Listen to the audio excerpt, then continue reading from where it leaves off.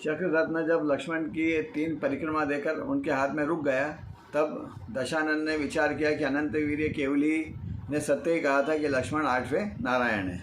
वह चक्र लक्ष्मण के हाथ में जाने से दशानन को अब अपनी मृत्यु पर संदेह भी नहीं रहा।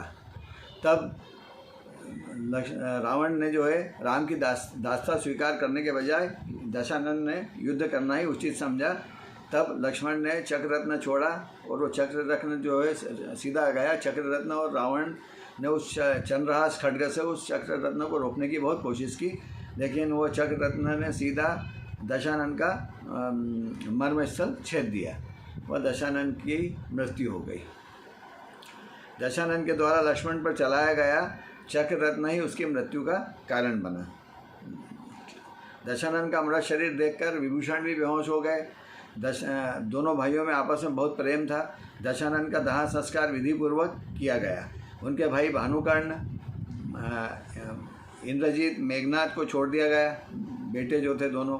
और भाई लक्ष्मण ने उन्हें कहा कि आप लोग पहले की तरह भोग करते रहिए, आनंद से रहिए। लेकिन भानुकर्ण, इंद्रजीत और मेघनाद ने बताया कि उन्होंने पहले ही प्रतिज्ञा ले ली थी कि बंधन से छूटते ही जो है वो दीक्षा धारण करेंगे। मतलब युद्ध में जो बंदी बना लिया था उससे छूटते ही दीक्षा धारण करेंगे। उसी समय ध्यान मग्न जो थे अतिवीर्य मुनिराज को केवल ज्ञान हुआ। अतिवीर्य मुनिराज केवल ध्यान में बैठे थे, उनको केवल ज्ञान हुआ उसी समय।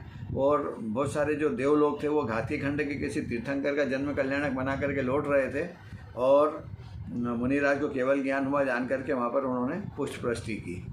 इस प्रकार चक्र रत्न से ही दशानन की मृत्यु का कारण बना और उससे उसकी दशानन की मृत्यु हो गई।